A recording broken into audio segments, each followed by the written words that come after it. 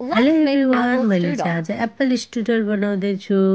ल अब यो हेर्दा जति मिठो छ त्यो बनाउँदा पनि त्यति नै सजिलो छ।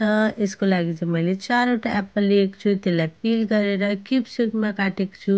अनि त्यसमा चाहिँ मैले फ्राई गरेको आलमोन्ड, किसमिस अनि यो 2 tablespoon of cinnamon, 2 tablespoon of nutmeg राखेको छु। त्यसपछि चाहिँ मैले यो फ्राई गरेको वालनट्सलाई चाहिँ मजाले स्मल पिसेसमा काट्दैछु। त्यसलाई पनि म त्यही अघिको बोलमा राख्दैछु। ल मैले त्यसलाई पनि राखेँ।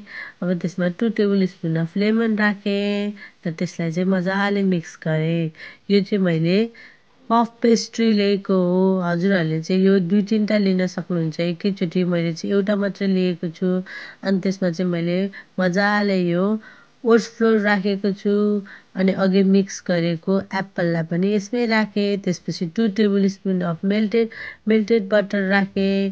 त्यसपछि 2 टेबल स्पुन अफ सुगर राखेँ। अनि यहाँ मैले हजुरहरूलाई देखाएँ जस्तै गरी हजुरहरूले यसलाई फोल्ड गर्न सक्नुहुन्छ।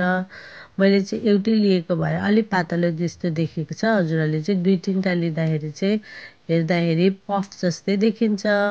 ल अब त्यसमा चाहिँ मैले एउटा एगलाई मजाले मिक्स गरेर मजाले माथि लगाइदिएँ। यो चाहिँ बेक गर्न रेडी भयो। यो चाहिँ 30 to 35 बेक गरेपछि रेडी हुन्छ। यदि हजुरहरूलाई पनि मनपर्छ भने बनाएर खान सक्नुहुन्छ। Thank you.